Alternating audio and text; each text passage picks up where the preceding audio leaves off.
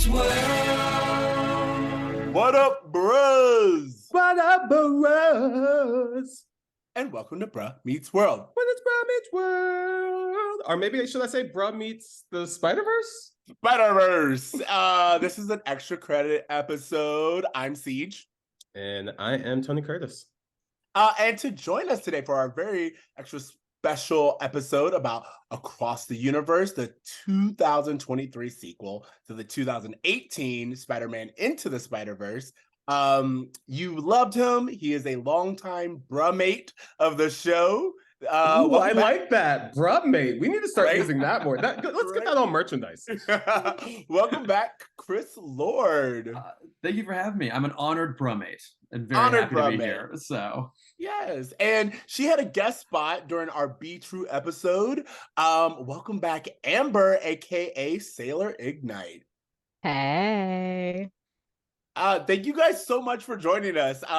Honestly, T and I watched, I saw it first, and I was like, we have to do this episode.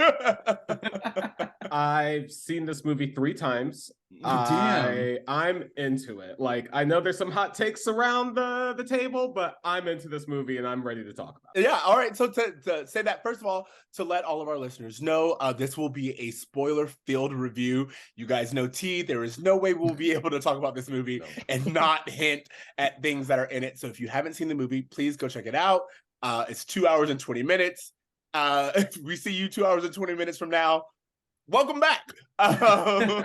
So I'm so excited to talk about this movie. But first, as always, we would love to get our guests' first impressions. I need to know, both of you, how did you feel about this movie? How did you feel getting back into the Spider-Verse? I love Miles. I have loved Miles since they said that there was going to be a Black Spider-Man. I was like, I'm here for it. And then they're like, I was like, here for it. So I was definitely excited. I think that Sony has done a really good job with the Spider-Man's franchise. So I was definitely just excited. I love the movie. I came out of it and I was like, this is a great Spider-Man movie. Yeah, I also loved it. Had a great time. Like, just huge, big, stupid grin on my face, like all the way through the movie, especially all the parts in the Spider Clubhouse. I don't know what the official name for it is, but there's like all the appearances. That's what it's called. Official name. Yeah. That's what we're calling it. We'll get into like maybe more nuanced conversations towards the end. I will say I walked out though not very satisfied with the ending. On a second viewing, it upset me less. But we'll talk about that. Yeah, you and I had this discussion, and Yes. I'm down to defend my point of view, but go ahead. Yeah, but I mean, I knew when they announced it that it was a 2-parter, and so it's like I could kind of see where it was going as it was getting there. But that being said, like it's a masterpiece. I mean, the first one is, I think, arguably, well, definitely the best Spider-Man movie. If someone told me it's the best superhero movie ever made, I'd be like, you know what? I don't have time for that conversation. I think it's a very valid point. And I think this was a very worthy successor to that. You know, I've seen it 3 times. And I had to see it more than once because the first time I was just left speechless, like truly just like speechless in awe. I had like post-orgasm shudders, like don't touch me, don't touch me, don't touch me. It just I was so like overstimulated in all the best ways, and just really just in awe of like, this is why I think this movie is truly making like such a cultural impact and like kind of going beyond what animated movies are thought of, is because to me it really just showcased how creative we are as a people, as a humanity. Like if aliens were to come down and try to destroy Earth, I would send this up hoping that they would show pity on us, seeing how creative we can be. And like that was just like a moment that I didn't expect to have, that I'm just like still just in awe of. This particular movie, the one that ends the way that it does, that is you true. would send up. Okay. Leave them wanting more. They can't kill us if they were waiting for a sequel. You know what? You're right. Like I can see aliens being like, you know, we would destroy, but we gotta wait till March 2024. We need to see how this comes out. Oh, they're gonna push it to summer, I think. But okay. Oh yeah, I've already heard that. Ceej, what was your initial impression when you saw it? I love that you asked that. I was like, they did it again. Like that was my first thought. Like I Mhm. literally just sat there being like, they did it again. Anyone who knows anything about sequels, especially in Hollywood, sometimes you're like, this is a cash grab, or how much thought could you have really put into this? It's been 5 years since the last one. So there's a Crazy. lot of pressure on this one to be good. And then I watched it being like, you did it. I like just wanted to stand up and applaud everyone involved, because I was like, you actually did it. You made me care about the characters. You made me care about the story. And I actually feel like everything fits. Everything feels cohesive. Everything feels thought out. And but it also works as a standalone film, you know? I do want to go into this movie a little bit and kind of like talk about the things that we loved, because there is so much to this movie. T, you are Afro-Latino. I feel like this absolutely hits and nails. Amber, you're not limited to, but this has like, it starts off with a female storyline. So I definitely want to hear your thoughts of it. And then Lawrence, you are the nerd guy. Like you have so many info. So I just want to hear, I'm going to sit back for a little bit and like just listen to you guys. Tell me what you loved about the movie. Childish Gambino came in and I screamed. Yes. The most I meta. saw him and I was trying so hard. I literally audibly gasped. I was like, oh my God. For those of you who don't know, Donald Glover is actually the inspiration for Miles Morales. Like it was one of those like domino effect situations where he wore a t-shirt on the show Community with like a Spider-Man. The audience went crazy being like, he would make a great Spider-Man. Well, actually, the online campaign started before that episode, and that episode was him kind of throwing his hat in, saying like, "Yeah, I'm also expressing interest." God, I love that. Absolutely. So everyone said, "No, he's black. He can't." He actually talks about it in a stand-up special. It's really funny. Yeah. So they said that maybe this new Spider-Man, since they're making it so, quickly after making these other Spider-Mans, maybe they should make it real different, make it kind of like dark and edgy like the Dark Knight and put it in modern day times and stuff. And maybe, Spider-Man, maybe he doesn't have to be white. Maybe he can be black or Hispanic or something like that. And then somebody put a big picture of me in the comments. It was like, Donald Glover can play Spider-Man. He's nerdy. And I was like, okay. And somebody sent that to me, so I was like, oh yeah, I'll put that up. So I put it up on my Twitter, and I was like, oh, Donald for Spider-Man, let's do this. Kind of joke, but also like, who doesn't want to be Spider-Man? That'd be cool. And that's when the world went crazy. And half the world was like, Donald for Spider-Man. We're only gonna watch the next Spider-Man if Donald Glover's playing Peter Parker. And the other half was like, he's black, kill him! Like, it was so fast. It was so fast. So it's really funny. Yeah, they said he's black, he can't. So they were like, all right, we'll just create a new one. And they created Miles Morales. And like, he's kind of always been in, I believe it's He's in Spider-Man Homecoming. Yeah. Spider-Man Homecoming. Yeah. He makes an appearance as Uncle Aaron, as the Prowler. So to see him come back again is like, it's meta on meta. It's fantastic. And yeah. Do you want to dive a little deeper into that meta web? Go for it. Because spoilers. So yes, he is the internet crowned him the Stan Lee of Miles Morales, which I just love. Ooh. Okay. So he plays the Prowler, which he initially was supposed to play Spider-Man, but they said, no, you can't do it. Took that away from him, gave that spider to someone else. Hint, hint. In this movie, there is a boy who is supposed to be Miles Morales, Spider-Man, but that spider was taken away and he becomes the Prowler. So just mirrored stories inside and out. Okay. All the other cameos, when they put Spectacular Spider-Man in there, the Tobey Maguire, there's Andrew Garfield, the like allusion to the like original comics, that like the meme pointing, of course. Yes. So I really loved all that. It was a really fun movie to watch. I also really enjoyed all the different animation styles. It looked so beautiful, and you wonder how they're gonna make all of these different animations work and fit in this like set animation style. And it all worked out really well. It all looked beautiful. Even when they added the live action people in there, it looked great. Yeah, which isn't always done well. Like we always think like, okay, like Roger Rabbit, best example of live action animation. And it's like not often you get mostly animation with a little bit of live action, and it could have been distracting, and it really wasn't. I thought they did a really like great job interweaving that through and making it just feel totally organic. Like it doesn't seem weird that Miles is talking to Donald Glover. It's just like, oh no, this totally works. It doesn't feel odd at all. The opening already introduced us to so many different animation styles. Like right from the beginning, it's mostly Gwen's story, and Gwen's universe is just beautiful, like so beautiful. It's like a watercolor, and it's just like constantly changing in reaction to her emotions. And I believe the creator said that they wanted it to act like a mood ring universe. Like it's watercolor mood ring.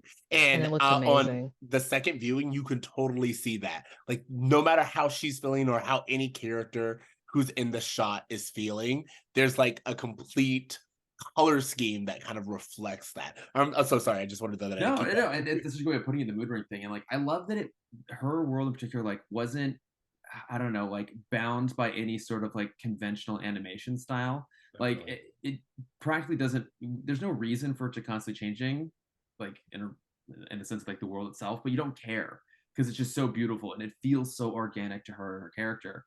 And then, right from the beginning, we get her, and then we get like the Da Vinci era Vulture, which is just like such a weird and wild concept. And again, the mashing of the animation. And then you get that whole sequence and like that really heartbreaking moment with her and her dad. And then like the title card pops up, like, holy shit, this was just the cold open. Like this is just this insane, like little mini stories in the cold open. And the pace of these movies, last one and this one, is just relentless. But it never feels exhausting. It just carries you along all the way through. You have such an emotional connection to everyone in it. All the relationships feel so real and so grounded. And even like the Spot, like he's I can't wait to talk about him. Yeah. Like, it's like that's almost become like a trope in of itself, like the sympathetic villain, but you kind of get where he's coming from, and especially making him seem so like hapless and useless initially. And Jason Schwartzman is just a perfect voice for him. And it's just like every little piece was so coolly well thought out. And I think we're at a point now where that's often not the case. And I think it's a totally valid criticism of like the MCU of late too, just like doesn't feel like it's necessarily thought through. And every single tiny little piece of this is so meticulously thought through. And it's just this beautiful, fun, funny, heartwarming, heartbreaking roller coaster all the way through. And just so few movies deliver on that. And for also to be animation just makes me that much happier because people need to respect animation more. Absolutely. I think for those of you who don't know, Chris was actually on our Into the Spider-Verse recap, which was really funny. And so I listened to that again just to compare. And we talked about how Into the Spider-Verse really kind of set the tone of being like, oh, wait, no, you should respect animation. And I feel like that's what the entire, so far it's only been 2, but we know there'll be 3. The Spider-Verse trilogy Miles Morales will be about. It's really like the respect for animation of all kinds. Like, like whether it's hand-drawn, digital, Lego, like there are so many versions of animation that are just valued and given their flowers. I think one thing that's real that keeps popping up is like when you're talking about how long it is and like story building in the MCU, it was where it like made up for everything that was wrong with Eternals. Like Eternals was this really long story that was really drawn out, trying to build these worlds and try to convince me that these heroes are right for 2 hours, and I still wasn't convinced. Yeah. And then this one, I was like, I see why Miles wants to mess things up. I'll let him do it. I want to see him do it. I love that you pointed out the kind of trilogy aspect of it too, like the length of these series. It's rare that we just get a traditional trilogy now with like a beginning, middle, and end thought out from completion. I mean, I feel like there's something that's missing in common movie franchises when you just know that like there's not really any high stakes because they're going to be back in the next year's movie, whereas this, it just feels very organic that like it's going to come to an end, and I'm excited to see that ending versus feeling like it's going to be stretched out for years and years. And the fact that they thought ahead of time that they're planting Easter eggs in the first movie for the second movie and probably for the third movie shows that they have much more foresight than MCU that's retroactively going back and adding stuff in to make things make sense. Absolutely. Chris, you brought up the cold open. And I thought that was so fantastic because A, it starts with Gwen, and she says, let's do things a little bit differently this time.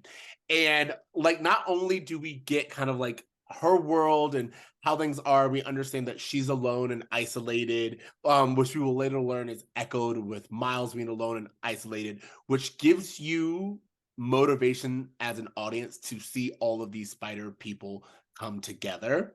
But also what I love is this repeating motif of, she tells the stories of Miles, not her story. She tells Miles' story, and she goes, and he's not the only one. And like, they're just constantly bringing up, and he's not the only one, which to me is so fantastic for her to enter with, because at the end, when Miles is alone and by himself, you remember that he's not the only one. There is an entire band of spider people who are on his side, who are coming looking for him. So to open up with he's not the only one is like a very great bit of foreshadowing that, again, this movie is fantastic with foreshadowing. Oh, I just wanted to touch on that a little bit, because this is my theory. This is my theory based off of watching this. Okay. Mm-hmm. So this whole movie is kind of about Miles choosing to live his life on his own terms. Like, he says to the guidance counselor says, you can't have your cake and eat it too. And he's like, well, you can if you have two cakes. And then Gwen's like, well, there's no universe in which Spider-Man and Gwen end up together. And he was like, well, there's a first time for everything. And so when Miguel like questions, like, hey, you can't do two things, I think that, hey, if I have two cakes thing is going to come back to play, because I think what we're going to find out is that Spider-Man can do these things if he has more Spider-Man, if he can bring another cake with him. He even goes as far as to tell his mom before he leaves, hey, I'm coming back with a cake. So I think there's something to that cake metaphor that's going to come back to play in terms of him being that part of that unit, that team, that community. TC, you just made me realize something. He says you can if you have two cakes. How does the movie end? 2 miles.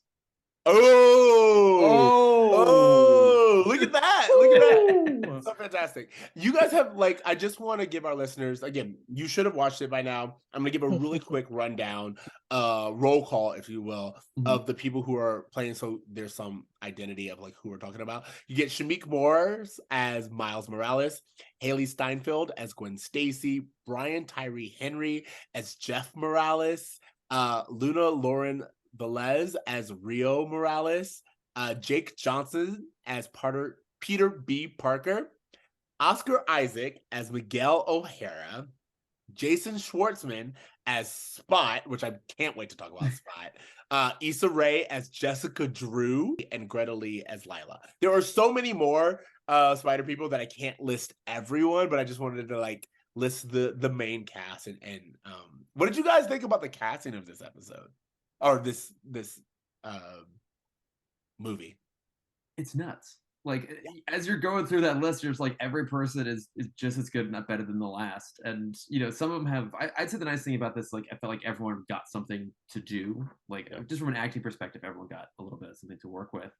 But yeah, just like what a ridiculously deep bench of people to come in and do voice acting. Like, I have a lot of love for what we'll call like traditional voice actors who have kind of faded out as celebrity voice acting has become such a huge thing in the last 30 years. But then you look at something like this, you're like, oh, but everyone here is just giving it their all, and you understand why everyone here was cast. And they're so perfectly cast down to every single person. And I wanted to ask you, Amber, we get Haley Steinfeld and Issa Rae as both Spider Women. Yeah. How did you feel? Like, I mean, like Issa alone, I'm gonna be quiet and let you talk. Issa is my Capricorn sister. I remember in college, she was supposed to come to my university, and that's as soon as Insecure took off. So she had overbooked herself. And I just, ever since then, I've like known of who she is, and I just love her so much. I was really wondering what she was gonna do and how she was gonna do this voice. And she has like such a great voice anyway. I knew she was gonna be fantastic. But her as Jessica Drew, and just the way she talks was just so amazing. Like, I was like, this is a Black woman. This is a pregnant Black woman who's here and taking care of business. Haley was so good. I didn't even really realize that was her until after I got done with the, like, went back and watched some interviews of the movie, and she was so good. Even with like recognizable voices, I was just like, oh, these are these characters. These are not real human beings that I have seen on TV before. T, what did you think about like the let's say the voice actors and like the storylines that again you are Afro Latino, and I wanted to make sure that we kind of identify that, because the whole story of Miles Morales, a lot of people were like, oh, we got a black Spider-Man, and I have been very mindful specifically because of you, like, no, he is not just a black Spider-Man, he is an Afro Latino Spider-Man, which is so important. Well, okay, so there's a few things about that. First of all, I just want to say that, like, I feel like the reason why this movie works is because it's a movie about family. Like, I feel like this is actually a theme of a lot of major important blockbusters that have ever come out. I mean, Jaws is about a family, like E.T. is about a family, Terminator 2 is really just a mother-son story. Like, there's so many examples of just family being at the heart of these movies where it just really works, and this is an example of that. I thought it was really interesting that the whole center conflict was about Miles being this original anomaly, because as a mixed kid, you often feel like an anomaly. You often feel like you don't belong anywhere.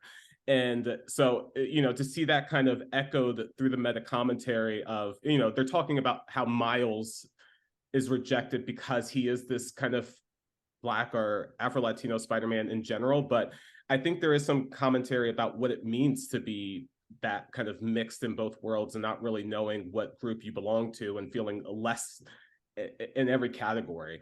So I just thought that was really interesting. There's also just some really interesting like little fun facts about this, whereas like for example, at the party for his dad that they're serving pateles, which is a traditional Puerto Rican dish, which my family goes crazy over. It's like our Christmas dish that we make every year.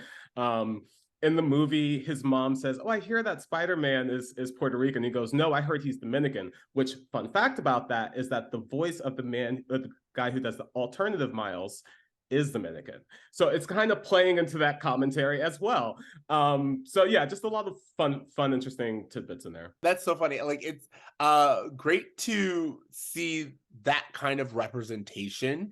It like not only representation in like terms of voice acting or the character itself, but like this movie is so good at representing and knowing the world in which this character lives. Like visually, there's that a lot of people pointed out when his mother snaps her fingers. It like shows a little Puerto Rican flag like as a sound effect, and you're like, oh, that's so amazing. But then also, I don't know if anyone else caught this, but there's just a scene where Miles is in his guidance counselor's office and his mother just looks at him, so he sits up straight, and his father looks at him again and he sits up straighter, and you're like, yes, those are black parents. Those are black and Hispanic parents where they're like, excuse you, are you not in front of company? Like, and there's like so many like small details like that felt that to me allowed people to feel seen in different ways. In that scene, he's also wearing a Black Lives Matter pin as well. If you look at his backpack, so which made me sad a little bit because that means that all of the things that in every universe, there's white supremacy to battle, guys. You can't escape it. It's the original Thanos. The original Thanos is a great way of putting that. I want to talk about Spot a little bit because Spot is introduced in this movie as the antagonist. And as Chris had pointed out earlier, he kind of has like a sympathetic backstory a little bit. We meet him, he's like this bumbling fool of a crime fighter. He even said, look, I can't get a job, so I turned to crime. And I thought that was like so funny and so realistic. When he says that he created Miles and Miles created him, a lot of his story arc really comes off from the fact that Miles is like, oh, you're like a villain of the week. And he's like, oh, really?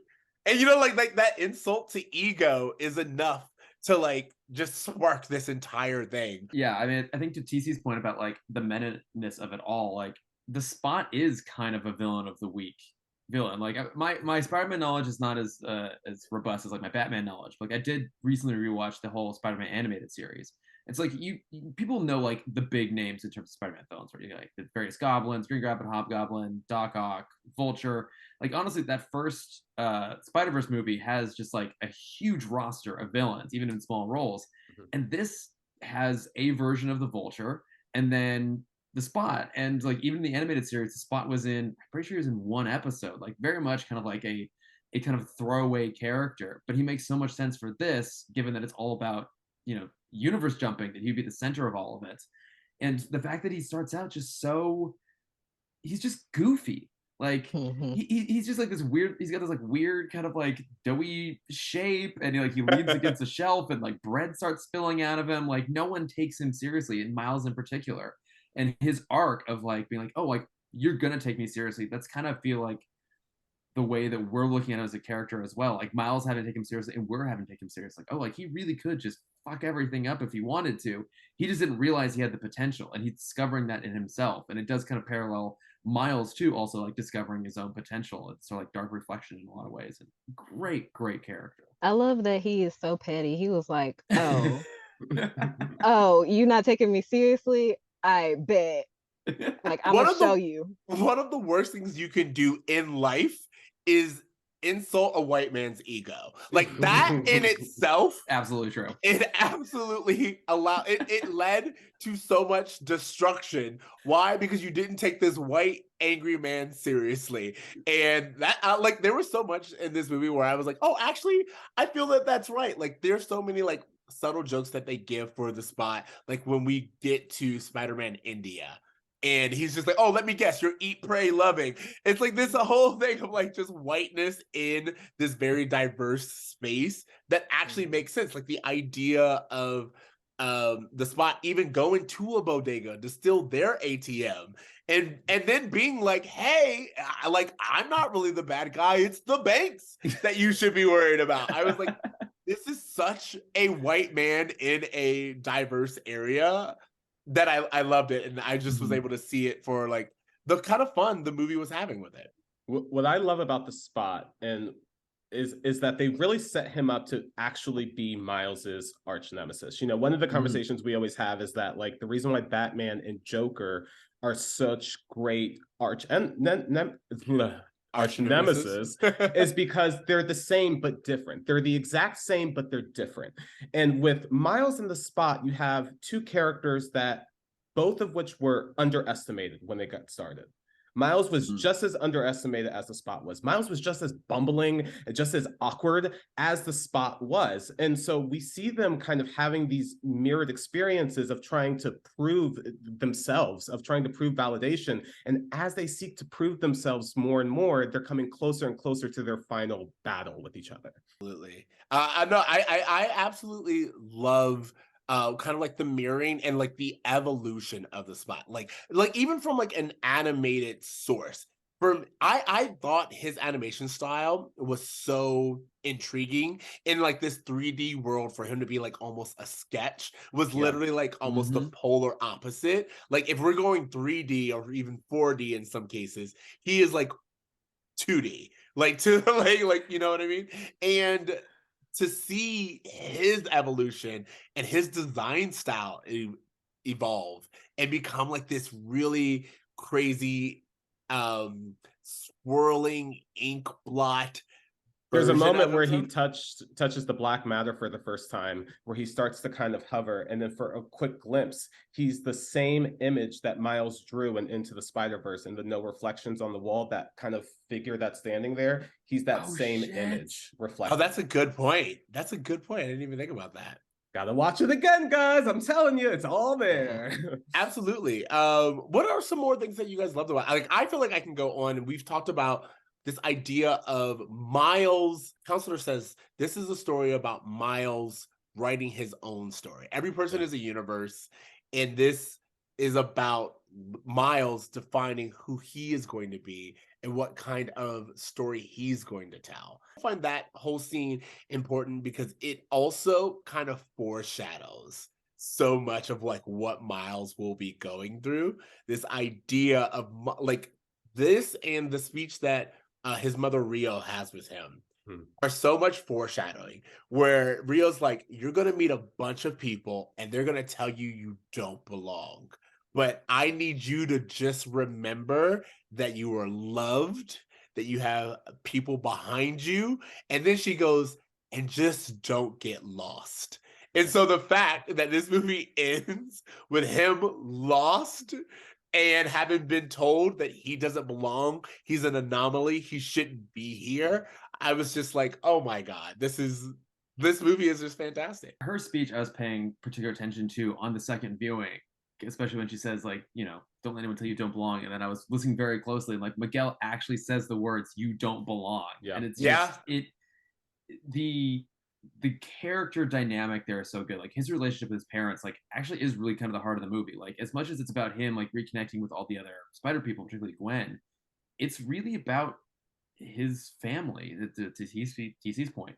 And like knowing that clearly the next movie is also going to be hugely about that, especially him trying to like save his dad. It's so just emotional. It's so touching. By the way, that counselor's name is Mrs. Weber, which I thought was really funny. Oh my God, of course it is. Real fun fact. And of course it is. not only is it Mrs. Weber, but she says once, like, you know, they're telling the story and Miles is like, this is who I am. And there's that big moment. She goes, that's your story. Now stick to the script, is what she says.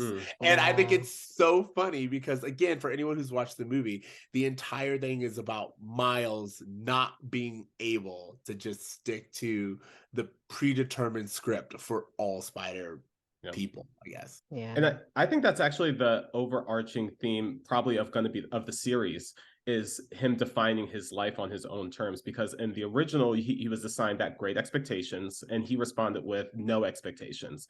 And then this one starts with the guidance counselor being, no, you have to write the story of your life. Who are you? And so when Miguel's like, who are you? And he's like, my name is Miles Morales. I was bitten by a radioactive spider. He's actively choosing to write his story as Spider-Man in that moment. TJ, to your point, like, I want to talk a little bit about the canon event idea here, which I think is so brilliant. And especially, like, you know, so much of, you know, my job is I am a podcast producer. Like, I do this every day and I cover fandom stuff. So I was lucky enough to get to see this a little bit early. And like, we had a whole episode about this movie. And that is like actually a huge part of my job in a weird way, is like making sure that like we are accurate as best as we possibly can to like everything's being told. Cause like this is really important to people. People have a lot of investment in these stories and want to make sure that they're being discussed, you know, with accuracy. And so to have the whole movie be about how like the dark side of like canon kind of, and how like, yes, it's important, but also like, does it force you to have to go down certain paths you don't want to go down? And it almost felt like kind of a commentary on where we are in terms of fandom culture too, that like we're so obsessed with the exact specific things. We're so obsessed with the idea of like, oh, it has to be this way because it's always been this way. And Miles is going, but why? Does it actually have to be this way? What happens if we just don't do that? And everyone's telling him that everything will get destroyed, but like we actually don't know if that's true or not.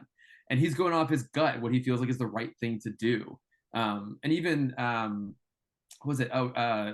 Gwen says that too. Like, my gut says this is wrong, and then Jessica's like, "Well, then go with your head." And it's just that dichotomy there is so interesting, and I love that they built a whole narrative around. Isn't canon kind of fucked up? I was not sold on the idea of like these canon events, especially in a world where, I mean, in the world that the MCU is building, where it's like Loki and the TVA exists. I'm just like, whatever happens will happen. Y'all will be okay. The TVA will fix it if whatever. I know they don't know about the TVA, but the TVA will fix it. Just do whatever.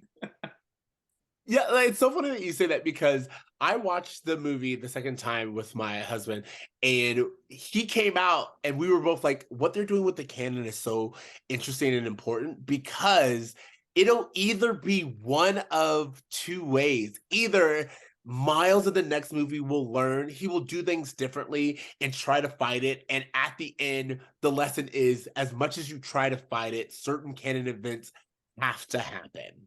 Or because Miles is the anomaly, which they keep saying, Miles' story will be different, because the mere fact that he's the anomaly means that what worked for all of you will not work for him. What you're really getting at, and what makes this movie so profound in so many ways, is that, yeah, it's so like meta and has all these inside jokes and all of these characters, but it really kind of is a story about fate versus free will, and like this Mm-hmm. kind of like very human journey that we're all on to kind of like figure out, do we do what's expected of us or do we break out of that mold? So like it's a very specific story, but in that specificity it's like also very universal as well. I do want to ask, Amber, you had mentioned earlier, what are your critiques about this movie? What do you guys think kind of this movie it's good, but could be better? It was too damn long. Like, and I say this in a way where there's nothing that I would take out. There's nothing that I feel like could have been shorter. I feel like all of it was very necessary, but it was just so long. I was sitting in the theater and I looked at my watch and I saw it had already been 2 hours. And I like was seeing, okay, so this is where they're gonna end it. This is, there's gonna be a part 3. But I was just like, I don't know that I can sit through this again. And then also there's another critique is just that there are like these little phrases and caption things like comic strips that come the into editor's the notes, movie, the pop and up, yeah. and they're Yeah. so short that I couldn't read them. Yeah. And I found myself I'm so used to streaming, I was like, I want to pause this and read it. But I mean, I get that it was short for whatever reasons. It wasn't like that integral to the story, but I wanted to read them and know what it said. So those are my only critiques, really. It's funny. I had spoken to Lordy about this before. I was like, the thing that I like about this movie, which kind of addresses what you're talking about, is this movie was made for modern television watching or movie watching. Like, yeah. it is made to be visited over and over again. It is made to be paused. It is made to be watched at 0.25 speed. This movie it's so layered and it's so much going on. Like with other movies and older movies, we'll say things like, oh, well, this wasn't made to be dissected screen for screen, frame for frame. This movie is. This movie gives you everything that it's ever thought to put inside one frame, so that when you revisit it 10 years from now, you'll still discover something new. Chris, I heard you mention that you had issues with the ending of the movie.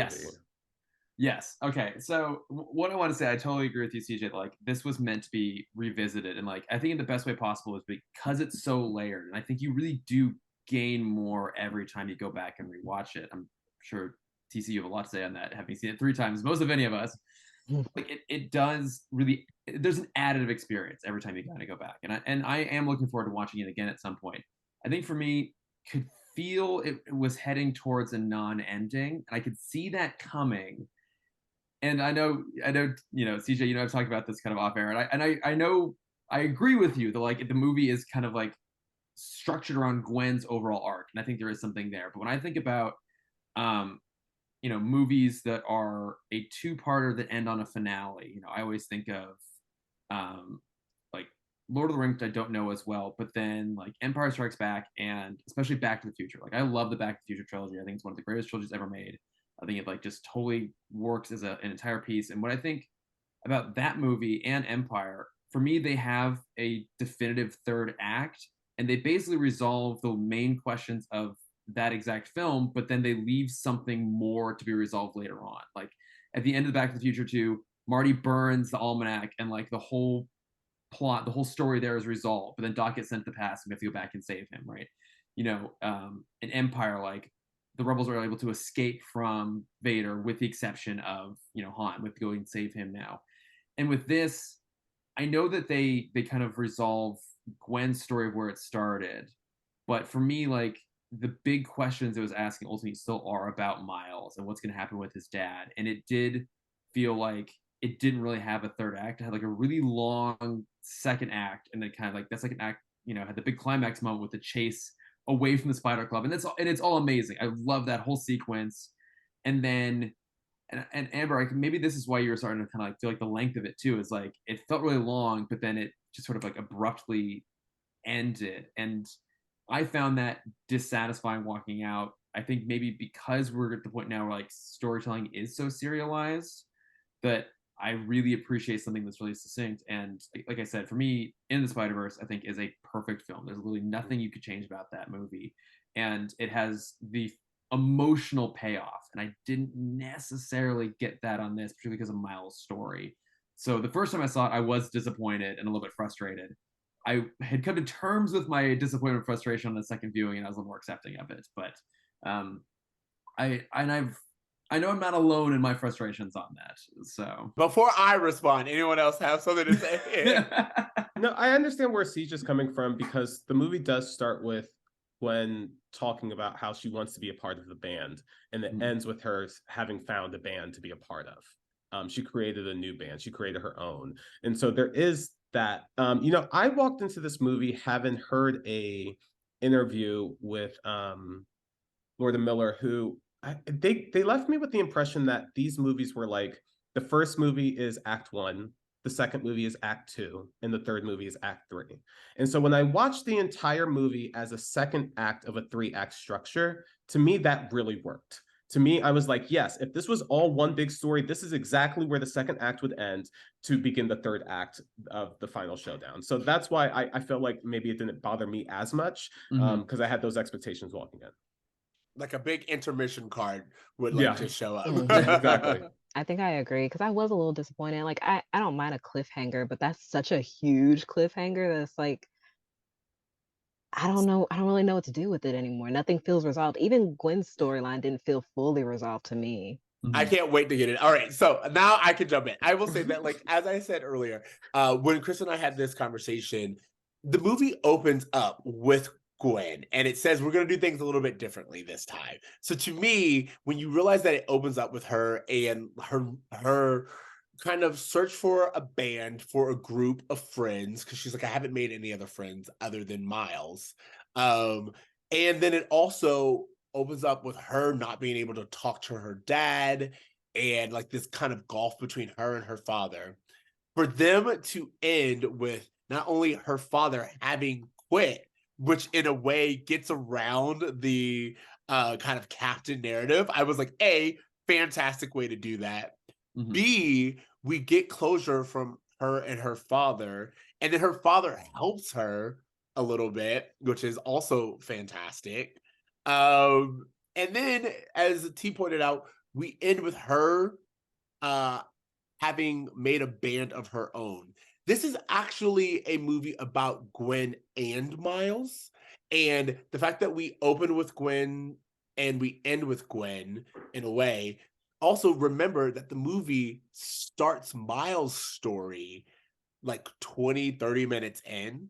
So it's kind of always been like, and his ending will come later, because we started with her, and this is like really about giving her story closure, but his was always going to be delayed, because it in fact was delayed in this movie itself. And I agree with you. I think you were absolutely right in terms of how it handles Gwen.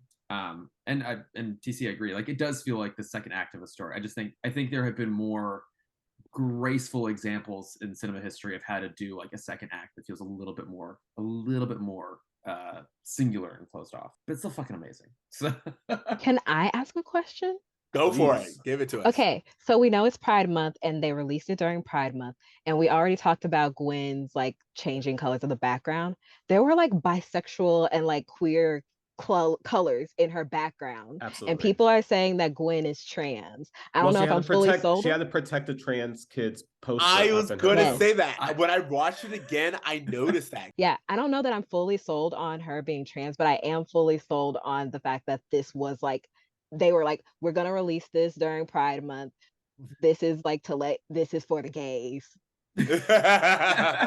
You know what? To vouch for that, it's really interesting. I feel like they did have this month in mind for release, because Miles has a Juneteenth poster up in his room as well. So it just feels like they were very aware of what was going to be happening during this release month. Amber, I'm so glad you brought this up. I had it in my notes, actually. I want to talk about this specific thing, and I was reading an article before we all hopped on about this, because like I'm like, it's fully in my head canon that she's trans. Like, I was looking up like kind of what people's like evidence basically is, and on top of like the color palette being lots of bisexual colors, but also lots of trans colors, so light pink, light blue, and white. She has the Protect Trans Kids poster, but then one of the ones I saw that was really interesting was that her dad has a trans flag on his uniform, which like, it's a really big deal that like a cop would have a trans flag on his uniform. And again, sadly, apparently, just like horrendous bigotry and prejudice exists in all universes. It's fucked up. Can we have a good one?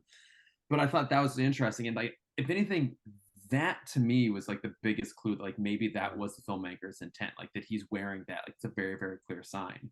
I guess what I'm curious about for everyone is like how how do you think the film should address this? Like, should the producers come out and say, like, yes, this is what we intended? Should they say nothing and just let this character exist and not have the fact that she's trans be a defining thing about the character? Like, I don't know what's the best way to like make this seem satisfactory if we're trying to get like an answer to the question. I'm curious what you guys think about that. When you look at Gwen's storyline, you're like, I could see Mhm. this being a trans allegory, like someone who, like, she's constantly telling her father, I don't know if I can show my true self to you without disappointing you.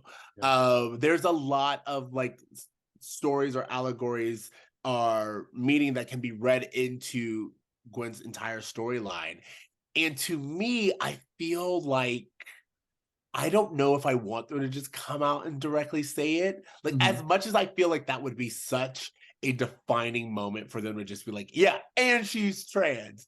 You know, I also feel like it would, that would just be what the entire third movie is about. And any and all kind of other meaning that this movie and story is trying to tell would be lost. Mhm. You know, and just because unfortunately we live in a society to where, as we've talked about previously, if there's three black people in a production, all of a sudden it's a black movie. You know, like, so to me, if they come out and they're like, and she's a trans character, not only does it put like a spotlight on that issue, but like it kind of reduces all of her complexity as a character into just being a trans character. That's how I feel, but Mhm. I'm totally open if it would actually mean something to the actual trans community. That's what I was going to think. Like, I can't really speak for that community, but I would imagine that that community deserves to be celebrated and feel like they have a hero as much as I do when I watch Miles.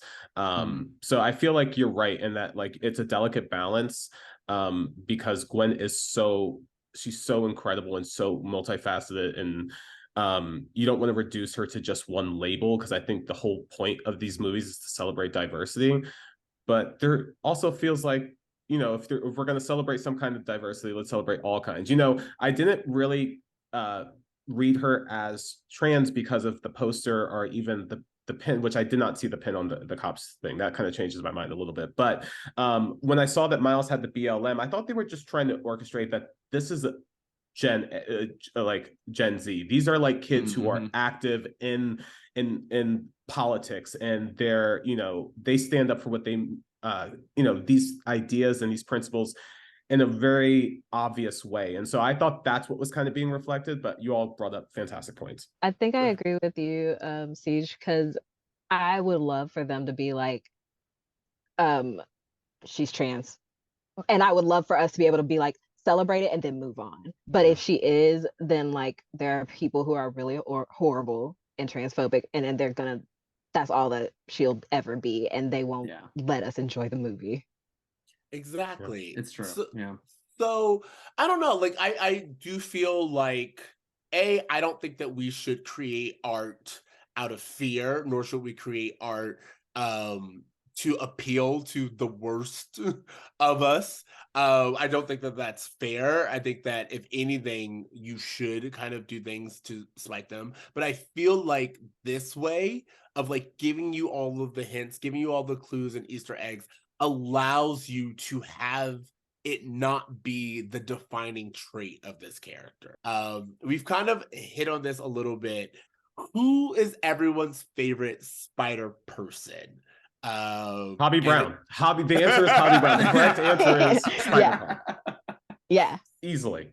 It is Hobby, but it is also was it Mayday, the Peter B's daughter? Oh yes. Adorable. I love a chaotic good. Like, he's just so good. And like, I also just love that he was gentle parenting her. Like, she was doing all this stuff and just causing mayhem, and he was like, oh, it's fine. I'm also a spider person. I can handle this. Like, I'm not gonna like sit here and reprimand her. She's just a baby with superpowers. Like, she's gonna act out.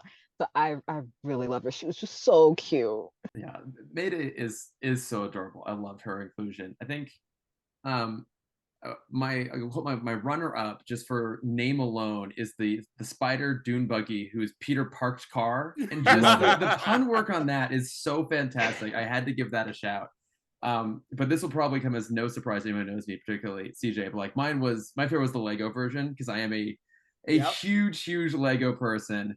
And like when I saw the second time, I saw it with a bunch of friends, and my friend literally like hit my arm when the Lego stuff comes up, because they were just like, "Oh my god, like Chris, this is so in your wheelhouse." And I just thought that was like such a fun, weird little inclusion, and something that I hadn't caught, but that Kemp Powers, the director, talked about was like Lego Spider-Man is the only person that Miguel compliments in the entire movie. Yeah, exactly. Which I thought was really fantastic. So.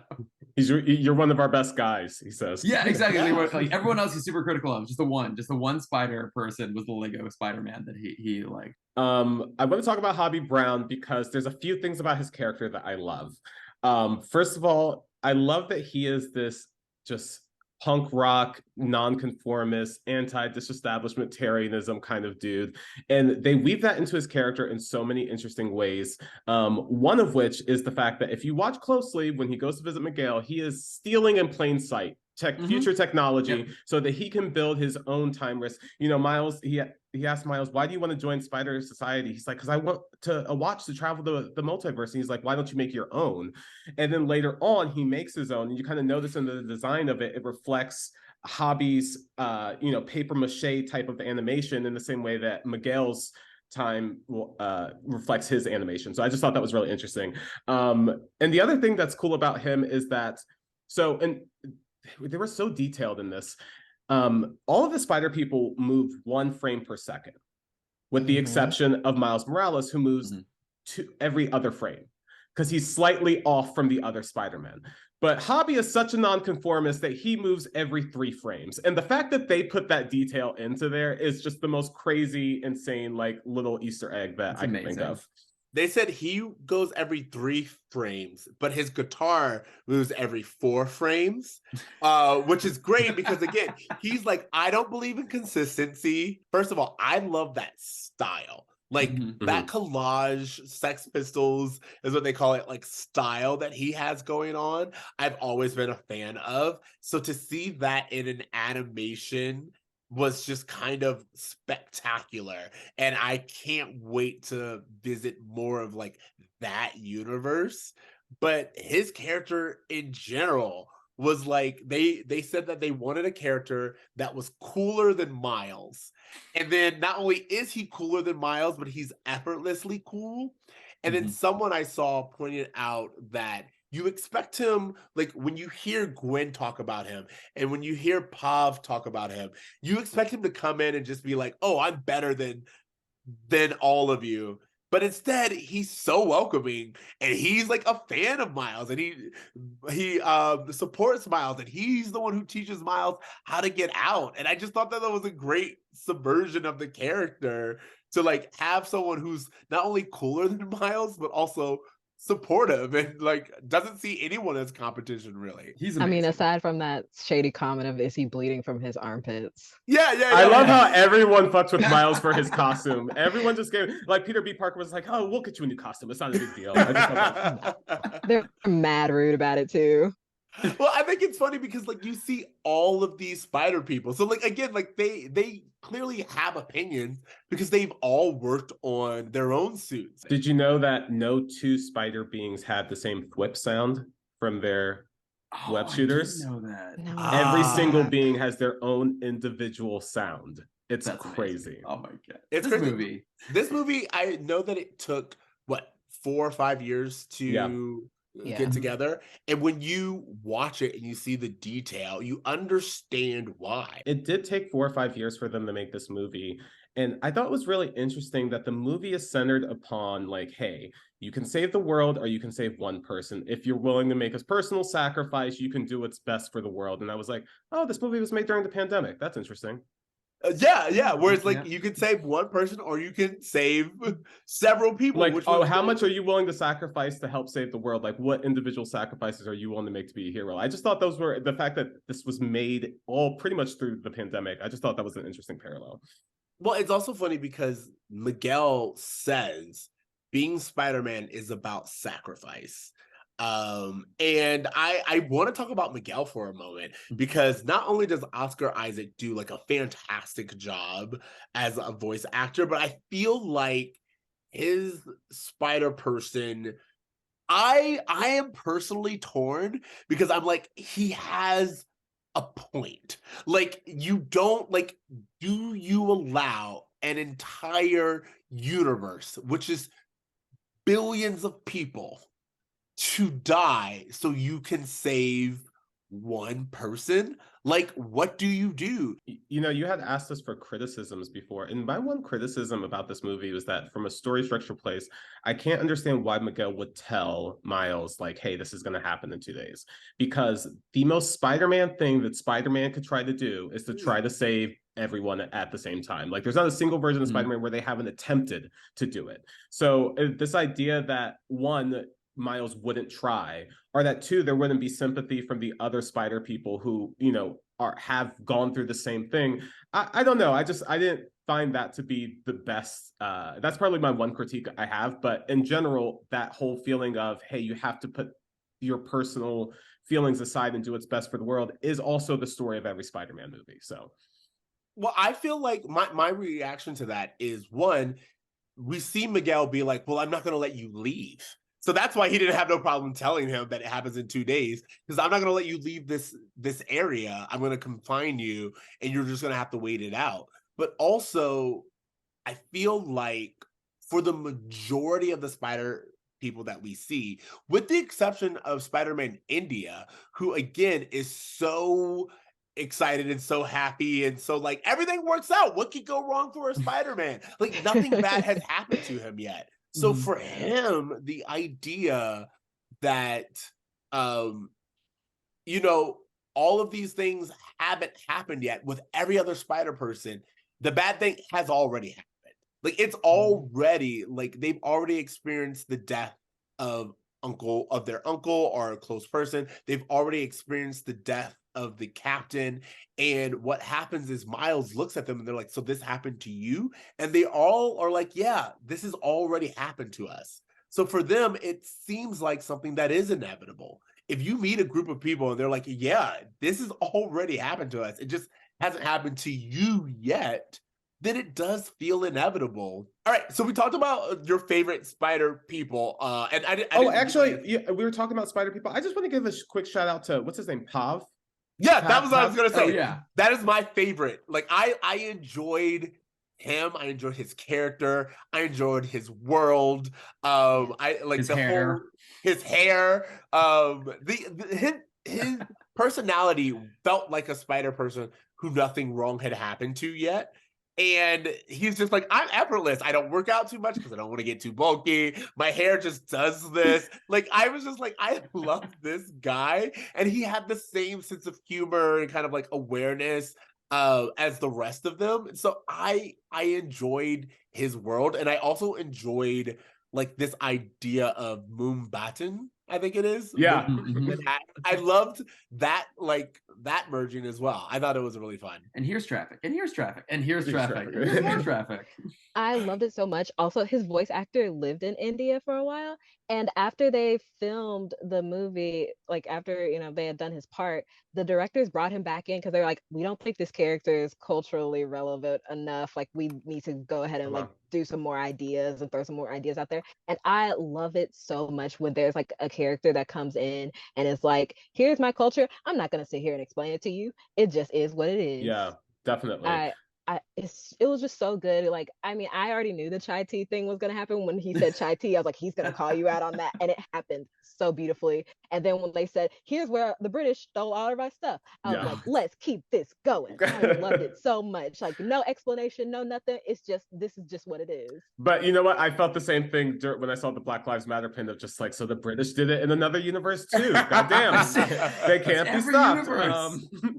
Thanos. Interesting about Pav that I thought was interesting. In the beginning, when Spot is stealing the ATM, Miles says, "Why are you calling it an ATM? The M means machine." And so when Pav says, "Why are you calling it chai tea?" It's just this mirroring that we're seeing, like not only in canon events, but in the actual personalities. Like when Peter B. Parker says to Miguel, like, "Spider people are supposed to be funny. Why aren't you funny?" Like that is just like this unique thing that all Spider people kind of have. And I just thought it was interesting to see that paralleled in that and chai tea the reference. layers of like callbacks, like that's a callback with the movie itself, and anything, but like there's so many callbacks to like the first one as well, right? Like the moment where Jeff is like deciding whether he jumps or not, and he like runs down the stairs. Like Miles does the same thing when he's like first trying to decide whether he can jump or not. Or even like when he finally like escapes from Miguel, he does like the shoulder tap, just like he did at the end of the first one. And there's so many more. I'm just not thinking of all of them. Well, the one that I thought of was at the end when he's tied up to the punching bag. It's very similar to how Peter B. Parker was tied up, and then he told him, he's like, "Hey, you got to watch the hands." And so it's like that's being set up. So I have a question about alternate universe Spider-Man or alternate universe Miles. So like, you know, he's the Prowler. We historically know like the Prowler is a villain. You know, they certainly go out of the way to like allude to the fact that also in that universe, Uncle Aaron's a villain too. Like the way he's like, "Hey, no, like your family, here's money, we're gonna take care of you." He makes a comment about how like the shift change at the bank. Do we think that version of the Prowler, that Miles Prowler, is actually a villain, or do you think he might be revealed to like be a hero in his own way in that universe? So I was always told, and I don't know for sure, but I was told that the Prowler isn't a villain; he's an antagonist. And it's kind of one of those things where it's like the Prowler isn't necessarily evil, but he's not good. The Prowler is, for lack of a better word, an opportunist, and that also kind of like answers to why Uncle Aaron was the way that he was. He was able to be like a good uncle, but ultimately working for the bad guys. And that's why I think that there is potential, like we see in the alternate universe, Miles is Prowler, which only is because he didn't have the opportunity or the exposure to the other Peters. And so like that's my answer to it, is that he's not necessarily a villain, he's an antagonist. And with most antagonists, kind of like, I don't want to say Killmonger, but it's like they have a point and they can be persuaded under the right circumstances. That's like how I feel. Miguel. Like a poison ivy. Yeah, like a poison ivy. Who's poison not a villain? Yeah, trying to exactly. save the environment. You Okay, but she kills a lot of people. So I mean, I love her and I'm with her. I'm not. I will say this: I am officially not endorsing murder. However, I would also say that sometimes you gotta prune a few branches if you want the tree to grow. That's all I'm being told. That's all I'm saying.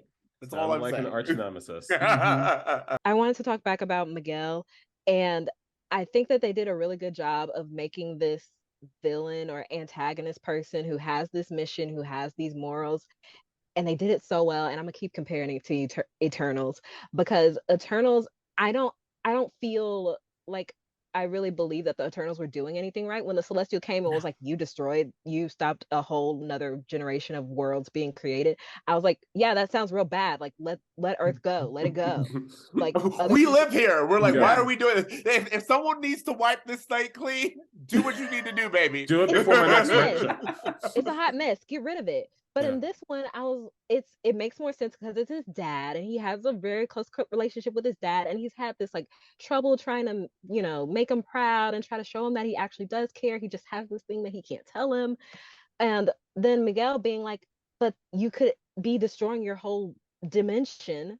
It's like that, it makes sense on both sides. I see both sides of the story. Whereas in Eternals, I'm just like, I'm not convinced. I feel like that's very compelling. And T, to your point, like any other Spider person would try. Like I think that's one of the things that's interesting to me, is that you see, like, whether it's Gwen or even Jessica, like there's all these Spider people who are like, I'm supposed to stop you, but also I kind of would do what you would do. You know what I mean? Like they're all kind of looking, specifically Hobie. One of the things that we kind of brought up Hobie earlier, but if you rewatch the movie and you look at him throughout, he like knows what no one's willing to tell Miles, which is that you're the anomaly and you have this canon event coming up that hasn't happened yet. He tells Miles, don't enlist in the war that you don't know what you're signing up for. Correct. Like that's my point. Is he's always kind of looking. To me, Hobie's never really sold on being part of the Spider Society. He's like, I'm going to help this anomaly go as far as he can. I think he wanted to take it down, and he was kind of waiting to see who he could trust and who would be around to like help him do it. And I think when he saw Gwen and Miles kind of speak up against it, that's when he's like, okay, I'm gonna head out. I'm gonna set this up for Gwen, because yeah, he doesn't like teams, he doesn't like being a part of a band, but he also doesn't like consistency. So maybe this time he'll like it. Exactly. Oh, and to that point, to me, I think that Hobie is also a great representation of someone who wants to take the system down from within, but also knows that like you can't do so and also kind of like fight with them. You have to just be like, I'm out, I quit. Like that grandiousness of it. Can't put a fire out from inside of the house. Yeah, absolutely. Don't get me started on Hamilton. Right? Well, because that's the thing. I think it's idealistic to want to. And I think that so many people tell themselves, oh, I will get to a position of power. And then once I do, I'll change things. Like, I think that's what everyone tells themselves. And that's why they're revolting against Miles, because he's like, no, I don't want to do that. I want to change it from the get. And I think that's also like a generational conversation that's happening in the world right now as well. It's just the new generation being like, no, we don't want to do it that way. And I think to that point, what's interesting is Captain Stacy, Gwen's dad, also walks away. He's like, this is not going to work. I can't do both. I can't like protect you and be a dad and still be a cop chasing Spider-Woman, and so I'm giving up that to be your dad. Yeah, I love that. I will say I was very ticked off when I found out he quit, because I was like, it's that deep. Like, Spider-Man don't even be doing nothing that bad. But if he is going to be a quote unquote good cop, like, I think that this was very interesting. This is a child of a cop movie, but also a vigilante movie. So it is very interesting to be like, you are the system, but you know that the system has limits. You know this. And you always taught me to do things by the book, but what would be the greater good in this situation? And that it's complex. Like, even Jeff, who we see as a good cop and wanting to make really good change, it's just like he's also obsessed with like just doing things by the book and being like, oh, this dude's a criminal. And it's like, yeah, but you're not even really understanding what else is going on here. And I think that's Jeff's arc in the movie. And you know what? The thing I was trying to think of was my answer to Chris, your question about Miles and alternative Miles, because I really think that that's a story about what happens when you don't have good parenting. Like, the difference between alternative Miles and this Miles is that his dad isn't there, and he's getting guidance solely from his uncle. When you hear Jeff throughout the movie, all he's talking about is how he's trying to be a good dad, and he doesn't know if he's doing a good job. And I really want to, how do I reach these kids? That that kind of like grumpy old man kind of thing. But it is just this like story about wanting to be a good dad, Gwen wanting to be a good dad, and also their kids wanting to be good children for their parents as well. So, I think there's just a lot there with Jeff's influence on Miles's life and why he has the outcome that he has. And then even Peter B. Parker being like, am I good at this? Yeah. I love to answer both of you. Alternative Miles goes, oh, your dad's still alive? Interesting. And it's like you have something that no one else has. No other Spider person has both of their parents. Yeah. And it's very interesting to see that Miles does have it, and in some ways takes it for granted. Yeah, I'm definitely. giggling because there was a Twitter post when they released the trailer that was like, they don't want to let Miles into the Spider Society because he has two parents. Exactly.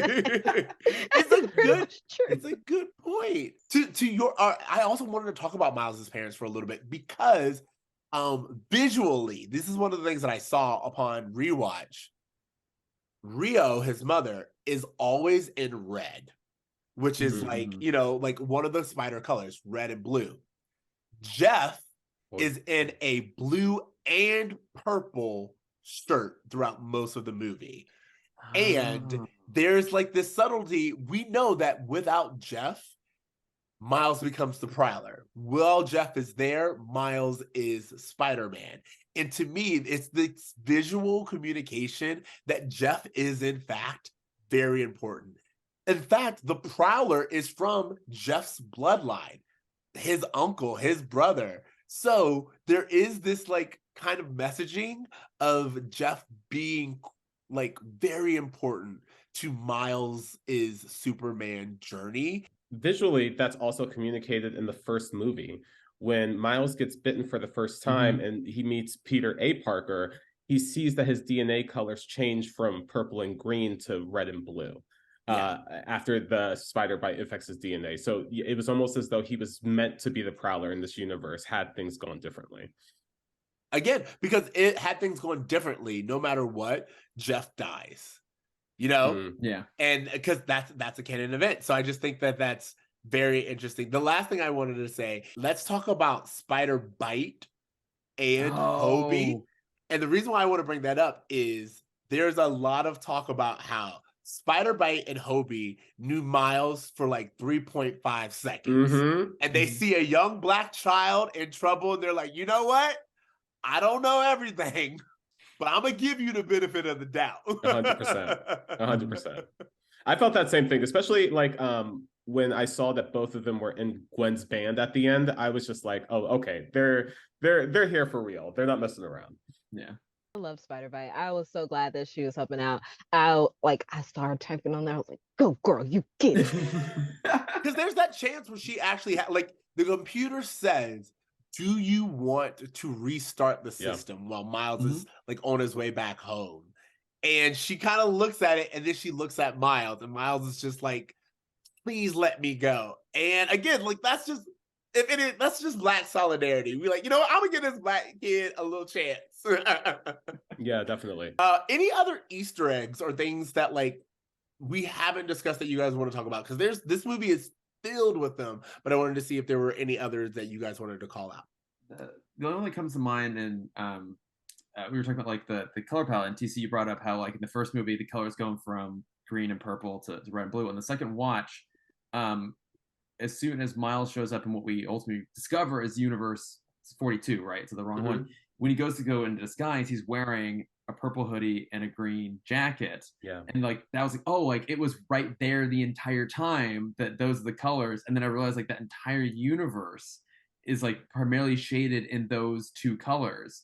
Yeah. And then when I thought about what he's like our Miles is normally wearing, he's wearing like red, white, blue, and black. And it's like, oh, that's not only the colors of Jeff and of his own Spider-Man costume, but also of Peter. And it's like all those influences, like even down to the color palette across the different universes. Like they spent so much time thinking about these things, so much ridiculous amount of time thinking about it. And it's just so exciting to see like creatives who care about this so much. They'll put that level of granular detail into it. And you know, from that detail, I know you guys were kind of talking that you felt the length of this movie. I have to say, by the time Miles got to like the go home machine or whatever it was, I forgot I was watching an animated movie. Like, don't get me wrong, it's obvious, but I was just so enwrapped in the story of it that it almost just didn't feel like I could have been watching any blockbuster movie from the 90s and it would have had that same Jurassic Park type of like, oh, I'm watching like a big event movie right now. It didn't even like the animation aspect seemed to disappear after a certain point because the story became so strong. At least, you know, to me, upon watching it, like even the second and third time, I was like, wow, I'm just getting caught up in this. Yeah, it sort of transcends the genre and the style. It also makes No Way Home seem corny as fuck. Sorry to say it. No, it really, really does though. Like I was listening to a podcast shocking about this movie. And one of the things they talked about is like, you think about No Way Home, like, yeah, it's so great when the other Spider-Man show up. Like there's like a noticeable pause when Andrew Garfield shows up, like they were baking in time for the audience to applaud. Yeah. And you really notice that when you're watching it at home. And I feel like here, they do none of that. They don't have those moments like, oh yeah, like this, it's not built around like, oh my God, this is such a huge moment. We have to talk about this big reveal. It's down to like the detailing that makes it so exciting, not like this surprise that we all already knew about anyways. And I think that goes back to what Ceej was saying earlier about how they made this movie with the thought of people are going to go back and watch it and people are going to stream it, because they didn't think about that when they first filmed No Way Home, because you don't need that pause No. to, like when you're rewatching it. It's so funny. One of the things I wanted to shout out is there was a TikTok by the user Straw Hat Goofy, which talks about Straw Hat Goofy. Straw Hat Goofy is amazing. He talks about the soundtrack and the score. And in the very end, which is what I'm so excited to talk about, he talks about how, again, we know that this is a story of Miles, and Miles has like his own soundtrack, and then the Prowler has his own soundtrack. And in the last scene that we see, there is a layering of the Prowler and Miles score, because we have both Miles from both universes are layered on top of each other. But then also we hear, when things like get intense, we hear the drums come in, and Gwen is a drummer. And as that starts to amp up and we see Gwen form her band, we even get a little guitar riff, and that is Hobie, because Hobie plays the guitar. And so it all comes together. And to me, T, as you were saying, anyone who knows anything about musicals is like halfway through a musical. I can't remember what the song is called, but it's basically a song that takes all of the sounds that we've heard from previous songs and it mashes it together. It's usually, musicals are usually a 2-act structure. So it's usually the big song is right at the end of the first act. And that's kind of like the big huzzah, and then it goes to intermission. And that's Defying Gravity. Exactly. Defying Gravity. Nonstop. Nonstop for Hamilton. Like there's just like this song that happens halfway through, and it brings all the elements of all of the music that you've heard so far, and it blends them together. And that's what this does right at the end. And so it really does give credit to what T was talking about, which is like, this is the end of Act 2. Like, you think it's the end of like this movie, but it's actually the end of Act 2 of the entire story that they're trying to tell. And also like those little details of like showing us Gwen on the drums, showing us Hobie with the guitar, and then having all of those elements come together. I just thought it was like a fantastic way of blending all those things together. Yeah, it's phenomenal. You know, to your point about the music, I've been listening to the actual soundtrack that Metro Boomin made. It's actually pretty good. Like, I consider the first Spider-Man, this first Spider-Verse soundtrack to be impeccable. Like, I listen to it all the time. And, you know, although I don't feel like there were like these standout hits the way that the first one had with like Sunflower or What's Up Danger, like, I'm really enjoying just the vibes of it. Like, it's a very cool, like, I don't know, so rarely do we get this kind of mixture of just all types of culture. And I feel like, you know, when movies have like a dope soundtrack, when they really invest on purposefully making the soundtrack important and weaving it into the movie, those always have the most lasting impact on me as a viewer, because much like musicals, like, music stays with you. So when you hear that song, you're kind of right back into that world. And I thought that they did a really good job with the soundtrack. Again, no standout songs, but I've still been listening to it nonstop for like a week. You know, one last thing I want to say about this, and, you know, this is kind of my last piece that I had, my last thought. You know, I think it's really interesting that there's been like this push of the multiverse in general in storytelling at the same time that we are in this age of social media. And if you know, for many, social media kind of acts as this window into the lives of others, and it kind of leads us to kind of flip through Instagram and wonder like, oh man, if I had made different decisions, would I be, you know, in Tulum right now? If I had made different decisions, would I be living this other life right now? And actually seeing these different versions of other lives and seeing these windows. And, you know, if you think about what online friends have become, you know, this idea that you're an outsider in the middle of nowhere, but online you find a community that you can really connect to. It kind of reminds me of Miles feeling like he has no one in the first movie. And then, you know, throughout the first movie, he finally finds this group that he belongs to, this community. But much like an online friendship, in the second movie, we find that like it's not a friendship that he can have interactions with every day. And he wants to belong to that community. He wants to interact with them, but he can only do it if while they're in a different universe.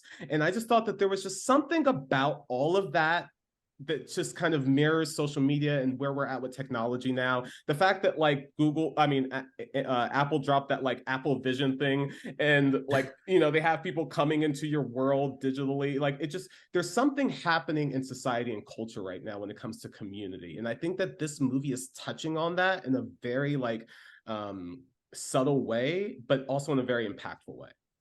Right in the feels. Yes. And then even once you finally do belong, it's not what you thought it would be.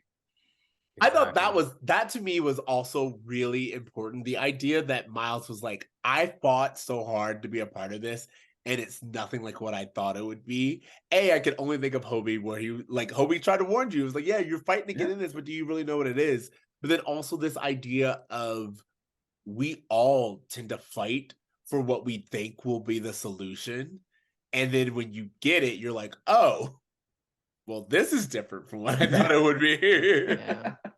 Well, I love that the theme of this is like, you know, Miles even says to his guidance counselor when she's like, well, what do you want to do? He's like, well, I want to work with people to travel the multiverse. And like, that's what he says he wants to do with his life. So it's just really interesting to have, you know, when you're a kid, you're like, oh, I want to go to college. I want to study this. I want to be this when I grow up. And then you get that job and you're like, oh, this kind of sucks. Like, I kind of want to do my own thing instead. Just, again, very mirrored in Miles' story. I actually think as we wrap this up, I will ask, what were your favorite jokes? This movie is a funny movie. Were there any like gags or jokes or anything that you guys like really enjoyed that we haven't mentioned yet? There's one where a spider person. Spider cat. Oh, spider cat was real cute. Mine was when there's somebody who's like, we got him. There's nowhere else where he can go, and then he goes somewhere, and they're like, oh, sorry, there was somewhere for him to go. You know, that is actually Spider Metro Boomin. It's an exact replica of him as a spider person, and it's his voice doing it. It's like his cameo for doing the soundtrack. Oh no, I didn't know that. Yeah. Okay. Oh, that's right. Yeah. That's hilarious. I really did enjoy that joke specifically, Amber. That it was what made me be like, what's your favorite spider joke? Because I just thought that was funny. I also really like the Banksy joke. Oh yeah. It's a Banksy joke. Yeah. I thought it was really good. And then also all the names they call Spot. Oh yeah, those were always great. Because what did Gwen say? Like, what are you, a cow? Move over or something like that. Like, you got to do better than that. I really loved how the bagel joke came back into play in such an amazing way. I don't know what's up with bagels and multiverse movies, but that just seems to be a theme. But the way that little side joke paid off, I just thought that was so interesting, the way they weaves it all in. And the fact that he's a Spot, like he's a giant, he has holes in him all the time. So the bagel being thrown at him, symbolic because of the hole in the bagel. I think Ceej had the same moment here. It was like the whole holes thing. Yes, he just kept talking, like, my holes are an opportunity. Like, stop talking about your holes. It's making us feel uncomfortable. Yeah, the construction guys. Yeah, go ahead. Which is why I said this movie was for the gays. They said, you are queer, you will be seen. Yeah. My holes are an opportunity. Again, my husband looked over at me. It was like, I just thought that was fantastic. I also we had talked about a little bit about Mayday, but like the idea of Peter B just being like, hold the baby. If you hold the baby, hold the damn baby. Yeah, I just thought, that was really good. Can I ask one last question to all of you real fast? Yeah. But favorite Spider-Man movie? I need to go back and watch them, but I think right now this one's sitting pretty high for me. Favorite is Into the Spider-Verse. Honestly, I think I want to see how this ends. You guys know me, I don't give a straight answer. I think Into the Spider-Verse matched with this are my favorite. I feel like the both of them really do a really good job of everything that I want from like a Spider-Man, a superhero, in a teen movie. Yeah, I agree. I agree with Chris. I think Into the Spider-Verse is my favorite just because there is that, like, you could just watch it as a standalone, and I think it's kind of perfect as is. But this is really close second. There's this bigger conversation happening right now about like, is this in the running for like the greatest superhero movie of all time or something like that? And I think it's an interesting conversation because the fact that an animated series at all is beating out Marvel films, like Marvel, like they should be embarrassed at how they look handling the multiverse right Period. now. Like it's there's, and I don't even want them to do Miles Morales live because I just feel like they're gonna ruin it. Like there's no way you can do it better than Sony has done it. And so it's just interesting that that Sony, this company who I think everyone kind of rolled their eyes at because of the live action movies because they were all Morbin time, actually put out like masterpieces with this. Conveys so much with so little and does it so well. And that's where like animation shines. And like I would left this movie being like, oh wow, animation could be better than live action. I'm kind of sick of calling CGI movies live action at this point. I want to call them like mixed reality movies or something, because like there's something, there's like, we talked about this with Little Mermaid, like your brain has to jump over so much hoops just to kind of like make sense of physically what's happening with gravity in the world, that you can't just be immersive in it. But to be in this world where when Gwen is having a really highly emotional moment, her whole background melts away, it disappears. It's communicating with visuals something that words can't communicate, and that's where animation just really is, like, I think overtakes live action films in terms of what they can do to reach us at an emotional level. Animation is such a underappreciated art form, and this movie is a love letter to all types of animation. Well, I just feel like they're really revolutionizing animation in the sense of like, it's made all of us kind of rethink what we expect from animation. I think it's made all of that Disney cow art style seem old-fashioned and retro and safe. Whenever I see trailers for Elemental, I'm like, what are these booger-shaped creatures that I'm supposed to care about? Like, I don't give a shit. Like, it's really hard for me. I'm like, why would I go see that when I can see Spider-Verse again? Like, that's where I'm at right now. Like, it's just, they are losing this fight for animation in such an obvious way. And, they're in charge of Marvel live action too. So I just feel like they're losing this whole thing. Anything else from anyone else? Oh, there was a character that was in the comic books, the spider that was in the wheelchair that distracted Miles a little bit. That's a character. I think that's also a queer character that is also from the comic books, who's because the comic books is kind of going along with this multiverse thing. I think it's actually called like Into the Spider-Verse. So that was a really cool thing to see. I loved it. That was cool. Do you think people use humor as too much of as like a crutch? Get it? A crutch, and then it hits them in the face. I get, like, so it was funny. Someone had, like, of course you always get your like your critics, and someone was like, "Oh, I'm so tired of like forced diversity," and we're like, "No, this is not forced. This is like the most natural. This is every character made sense." The thing about these movies is it takes Stan Lee's words of anyone can be Spider-Man to heart, and it really shows how any person, and doesn't, like, a T-Rex can be Spider-Man. It's really hard to argue with like the idea of like, oh, there's a black Spider-Man when there's literally a T-Rex Spider-Man. And Spider-Man. This movie does such a great job of using diversity as a strength. I feel like a lot of times when larger corporations, Disney, when they want to incorporate diversity, sometimes they do it in a very unnatural way. And they do it in a way where it feels forced, it feels unnatural for the audience a lot of times. Not that people are closed-minded, but in that same way that like, I don't want to see Michael Cera playing Shaft either. So there's just this, this conversation about how to make diverse storytelling versus shoving diversity into like already white spaces, like creating our own spaces. And this movie feels like such an amazing example of the spices that you can throw into the recipe when you're not following along with that Martha Stewart cookbook. And like, this just is really just like so flavorful because of all the diversity it's offered, not just by the animation, but like we said, the music and just the performances, everything. Well, it literally creates its own space. Like, that's what I think is interesting, is like it just creates its own spaces, and it tells its own story. That's kind of like the mark of this. That's the mark of Miles Morales. That's the core of who he is.